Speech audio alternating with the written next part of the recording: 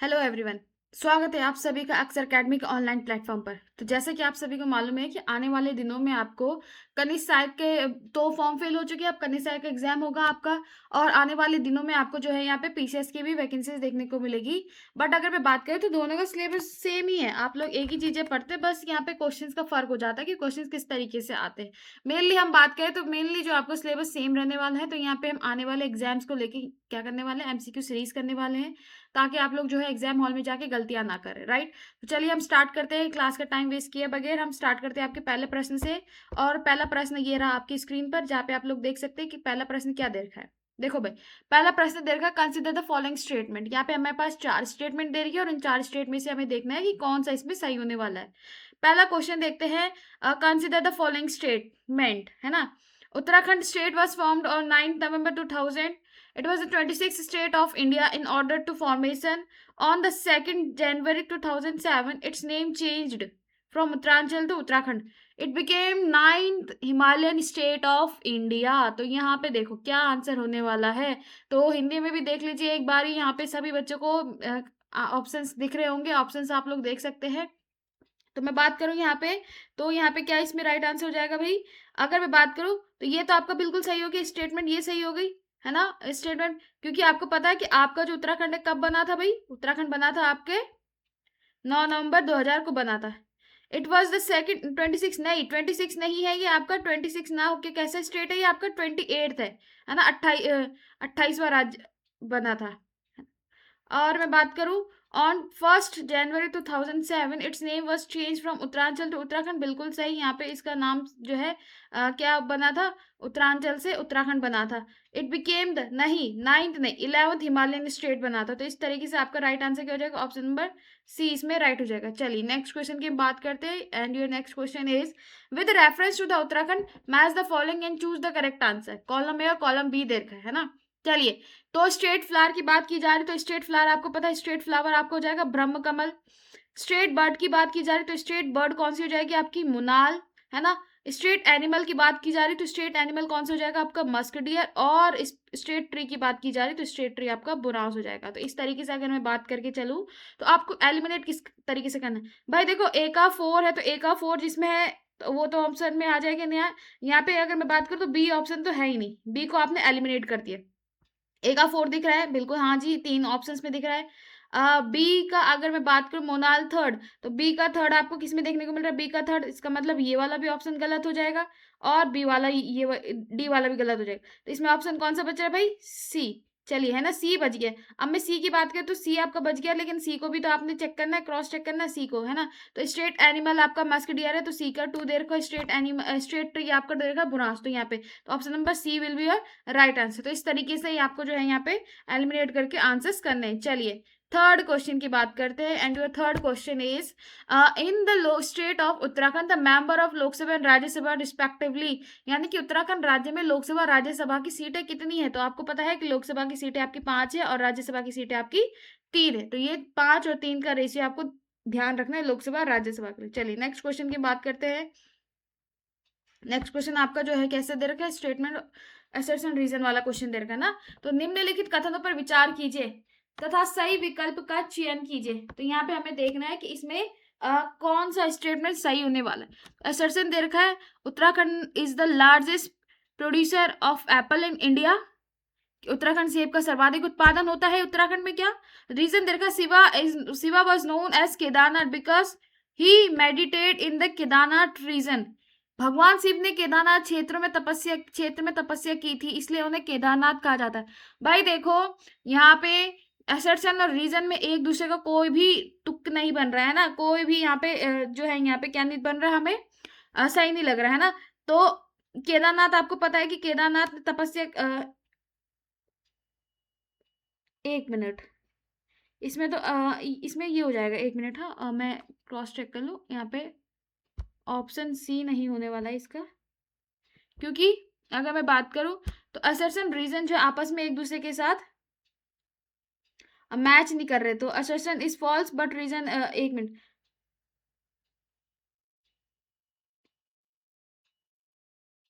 तो यहाँ पे इसका अगर मैं बात करूं तो इसमें ए इसमें राइट हो जाएगा, ए इसमें राइट हो जाएगा। चलिए नेक्स्ट क्वेश्चन की बात करते हैं।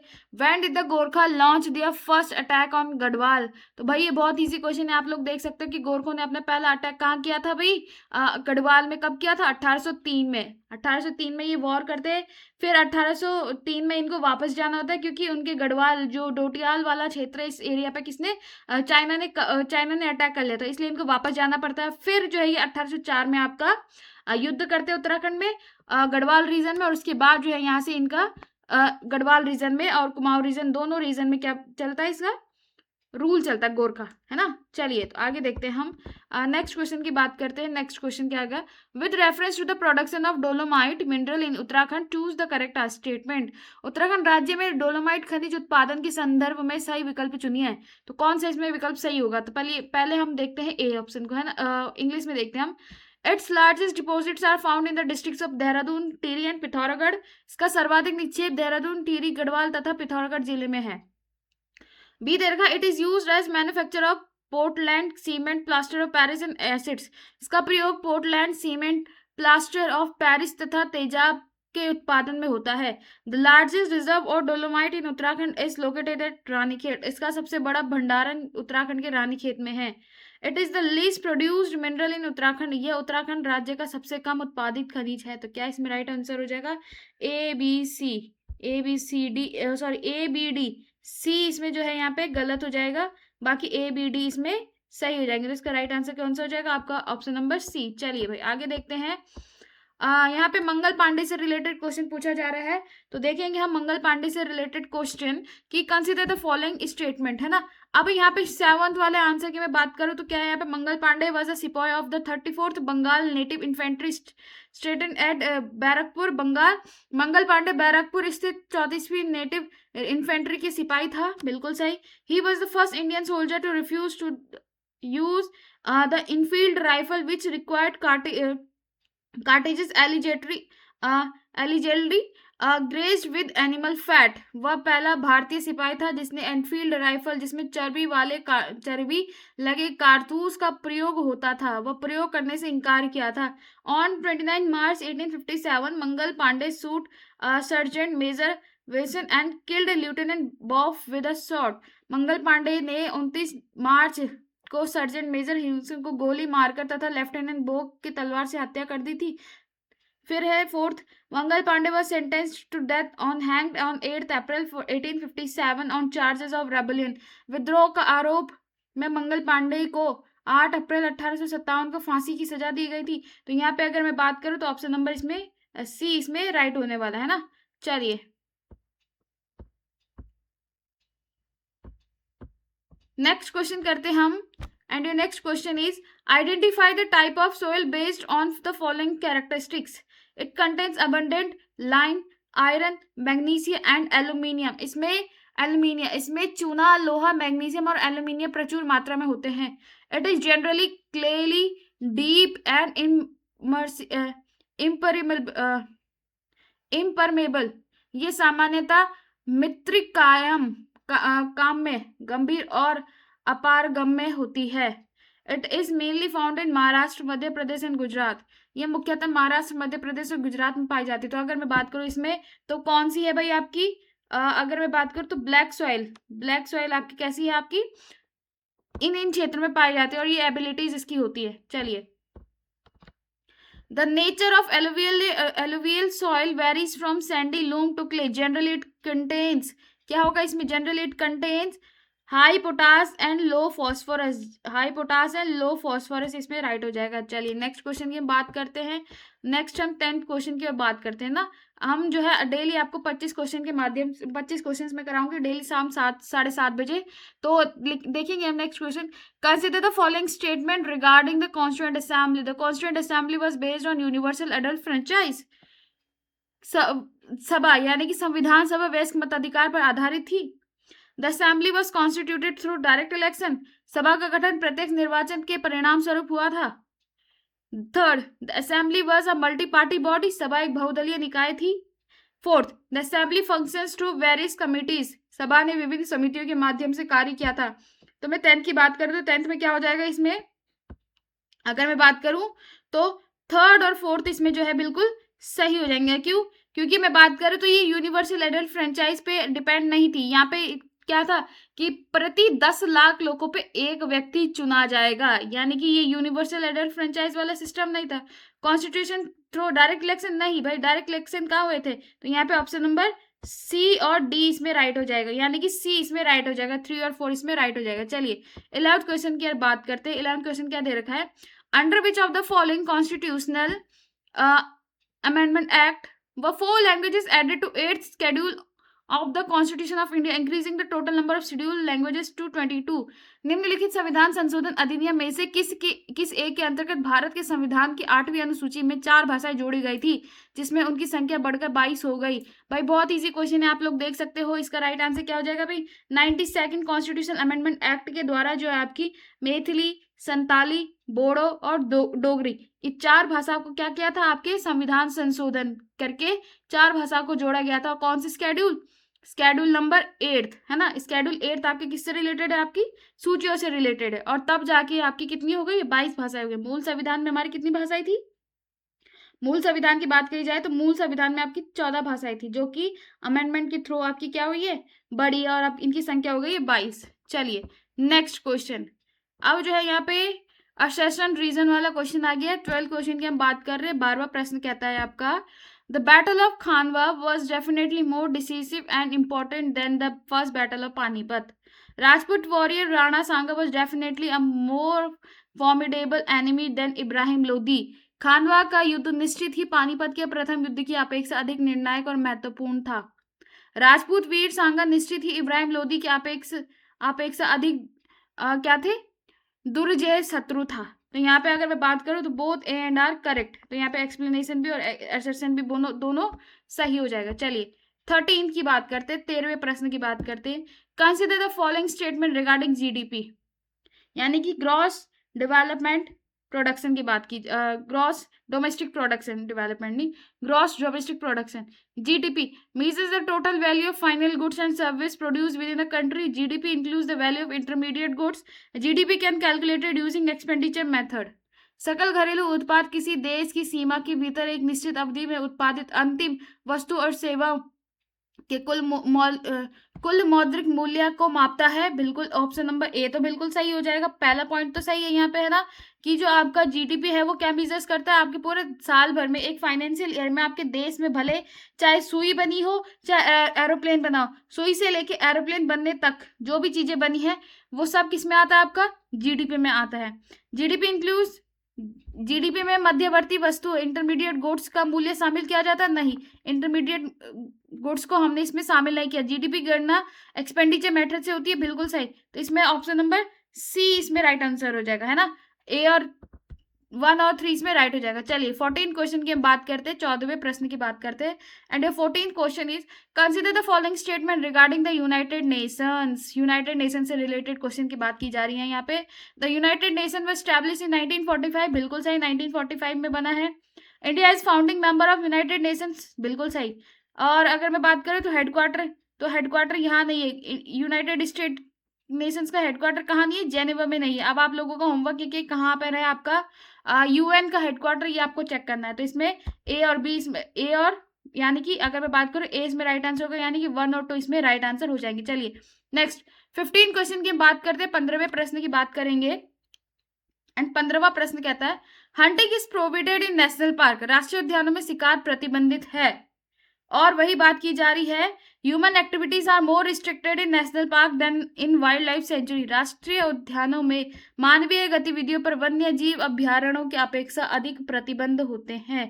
Kaziranga national park is famous for one horn rhinoceros. Kaziranga राष्ट्रीय उद्यान एक सींग वाले गेंडे यानी कि वन हॉर्न राइनोसोर के लिए प्रसिद्ध है। तो बिल्कुल सही, यहाँ पे तीनों ऑप्शंस बिल्कुल सही है, ए बी सी, यानी कि 1 2 3 इसमें बिल्कुल सही है। तो तीनों ऑप्शंस में सही हो जाएगा। तो इसका राइट आंसर क्या हो जाएगा? आपका डी। चलिए 16 क्वेश्चन की बात करते हैं। 16वां प्रश्न कहता है आपका, 16 क्वेश्चन आपका कहता है, 16 क्वेश्चंस की मैं बात करूँ, 16वें प्रश्न की बात करते हैं। तो 16वां प्रश्न कहता है, consider the following statement. The south west monsoon accounts for most of India annual rainfall. दक्षिण पश्चिम मानसून भारत की वार्षिक वर्षा का अधिकांश भाग प्रदान करता है।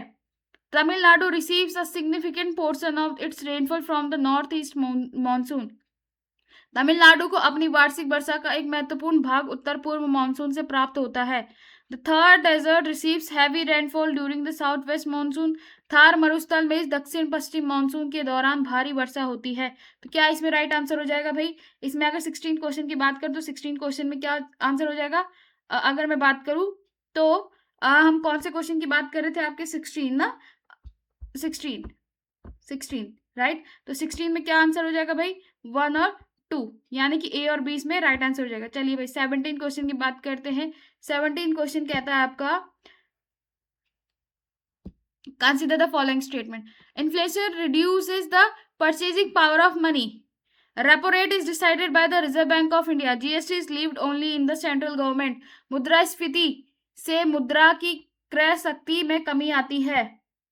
फिर रेपो रेट का निर्धारण भारतीय रिजर्व बैंक द्वारा किया जाता है। वस्तु एवं सेवा कर केवल केंद्र सरकार द्वारा लगाया जाता है। तो यहाँ पे राइट आंसर क्या हो जाएगा?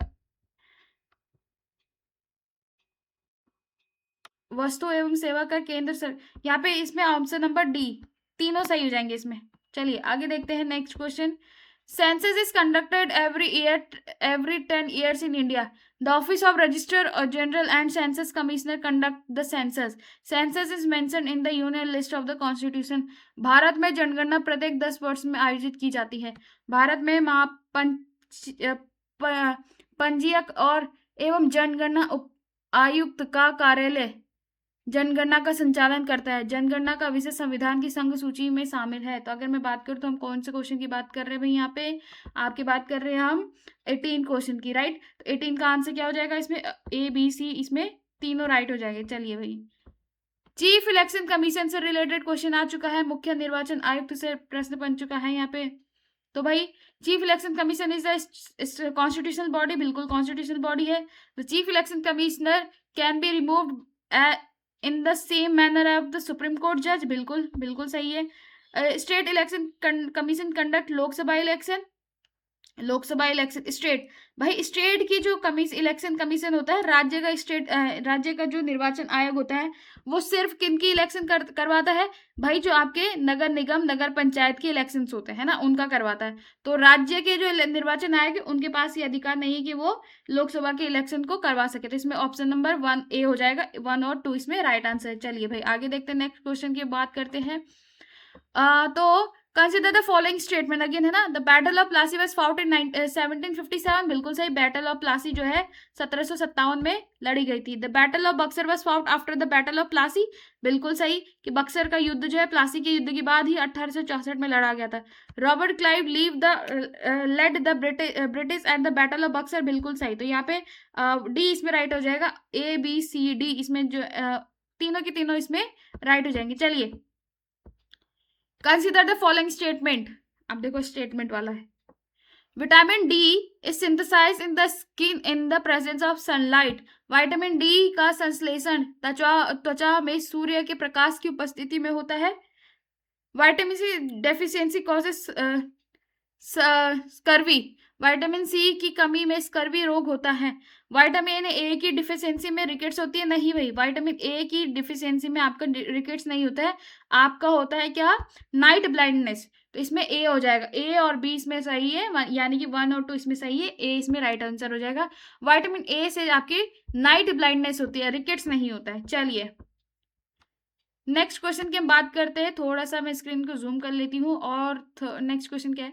Consider the following statement. Chandrayaan 1 confirmed the presence of water molecules on the moon. Mangalyaan was India's first Mars mission. Aditya L1 has launched on the sun. तो यहाँ पे अगर मैं बात करूं तो चंद्रयान ने चंद्रमा की सतह पर जल अणुओं की उपस्थिति को पुष्टि की है, बिल्कुल सही, ये करी है उसने। मंगलयान भारत का पहला मंगल मिशन था, बिल्कुल सही, जो सफल हुआ था। आदित्य L1 सफलतापूर्वक उत्तर नहीं भाई, आदित्य L1 जो है सन पे नहीं पहुंचा है। अब देखो जो लैग्रेंज पॉइंट होता है सन और अर्थ के बीच का जो एक पॉइंट होता है, यानी कि लैग्रेंज पॉइंट एल बोलते हैं जिसे L1, लैग्रेंज पॉइंट पर पहुंचा है। तो ये सन पर नहीं पहुंचा है, ये आपका लैग्रेंज पॉइंट पर पहुंचा है। तो यहाँ पे ए और 2 सही हो जाएंगे। डी थर्ड इसमें जो है यहाँ पे गलत हो जाएगा। 1 और 2 इसमें सही हो जाएंगे। लैग्रेंज पॉइंट पे पहुंचा है वो, सन पे नहीं। चलिए next consider the following statement. Mangrove forest grow in saline coastal areas. बिल्कुल, मैंग्रोव जो वन होते हैं वो लवणीय तटीय क्षेत्र में होते हैं, यानी कि जो सलाइन यानी कि जो कैसे नम तटीय क्षेत्र होते हैं वहां पर पाए जाते हैं। Sundarban is the largest mangrove forest in the world. बिल्कुल, सुंदरबन जो है, सुंदरबन डेल्टा जो है कैसा है, आपका मैंग्रोव फॉरेस्ट का ही एग्जाम्पल है। Mangrove help protect coast line from cyclones. तो यहाँ पे बिल्कुल सही, तो यहाँ पे ए बी यानी कि 1 2 3 इसमें तीनों ऑप्शन सही हो जाएंगे। चलिए नेक्स्ट क्वेश्चन की बात करते हैं, आगे देखते हैं। Consider the following statement, the headquarter of the world bank is in Washington DC, the headquarter of the IMF is in Washington DC, India is a founding member of both the world bank and IMF. तो क्या इसमें right answer हो जाएगा? अगर मैं बात करूं तो वॉशिंगटन डीसी में आपका वर्ल्ड बैंक का भी हेडक्वार्टर है और आईएमएफ का भी हेडक्वार्टर है, लेकिन India is not the founding member of IMF and world bank. India ने इनकी सदस्यता ली है ना, तो यहाँ पे क्या हो जाएगा? ऑप्शन नंबर ए इसमें राइट हो जाएगा, 1 और 2 इसमें राइट हो जाएगा। चलिए, consider the following statement, wheat is mainly a rabi crop. बिल्कुल रबी क्रॉप है, आपकी जो व्हीट है रबी क्रॉप है। Rice is mainly a kharif crop. बिल्कुल सही, राइस जो है खरीफ क्रॉप है, यानी कि गेहूं रबी फसल है, धान जो है मुख्यतः खरीफ फसल है। लेकिन bajra is mainly grown in during the rabi season. नहीं भाई, बाजरा जो आपका खरीफ सीजन है, खरीफ सीजन में आता है। तो ए और 1 और 2 इसमें राइट हो जाएगा, थर्ड इसमें अगेन गलत हो जाएगा। चलिए, तो यहाँ पे हमने जो है पूरे के पूरे 25 के 25 जो है यहाँ पे कर दिए है। अच्छा एक मिनट, मैं यहाँ पे बताऊं तो एक बार ही हम इस वाले लास्ट क्वेश्चन को चेक कर लेते हैं। लास्ट क्वेश्चन में यहाँ पे ऑप्शन नंबर थोड़ा सा मिस्टेक हो गई, तो इसको मैं एक बार चेक कर लूँ। ये मैंने आपको गलत बता दिया है, इसको मैं करेक्ट कर देती हूँ। तो यहाँ पे अगर मैं बात करूँ तो हेडक्वार्टर भी आपका वॉशिंगटन डीसी का, और सॉरी आईएमएफ का भी और वर्ल्ड बैंक का भी हेडक्वार्टर कहाँ है आपके? वॉशिंगटन डीसी में। और इंडिया भी क्या है? आईएमएफ और वर्ल्ड बैंक के फाउंडिंग मेंबर में आता है, तो इसमें ऑप्शन नंबर डी हो जाएगा। चलिए, तो आज की क्लास के हमने पूरे के पूरे 25 प्रश्न कर चुके हैं। यहाँ पे आप लोगों का शुरू से लेकर अंत तक मेरे साथ साथ बनाए रखने के लिए बहुत बहुत धन्यवाद। कल से हम जो है डेली आपको आज से, कल से नहीं, आज से डेली आपको 7:30 बजे आपको जीएस की क्लासेस मिलने लग जाएंगी, और अब डेली 25 क्वेश्चन करने वाले हैं। 25-25 करके ही हम जो है अपना टाइम बनाएंगे, और उसके बाद साथ ही साथ हम आपको जो है जो टॉपिक वाइज सीरीज जो हमारी चल रही थी जिसमें हम पॉलिटी कर रहे हैं वो भी आपको साथ में करवाई जाएगी। राइट, तो अगर आपको वीडियो अच्छा लगा हो तो लाइक शेयर और सब्सक्राइब कर देना, और अपने दोस्तों के साथ भी शेयर करना जिनको इस सीरीज का आनंद लेना है, और जिनके लिए ये सभी के लिए ये सीरीज बहुत लाभदायक रहने वाली, चाहे वो पीसीएस के स्टूडेंट हो, चाहे वो आपके कनिष्ठ के स्टूडेंट हो। चलिए, तो आज के लिए इतना ही करते हैं, कल मिलते हैं आपसे नई क्लास में नए दिन के साथ। तब तक के लिए जय हिंद, जय Bharat, Vande Mataram, God bless you all.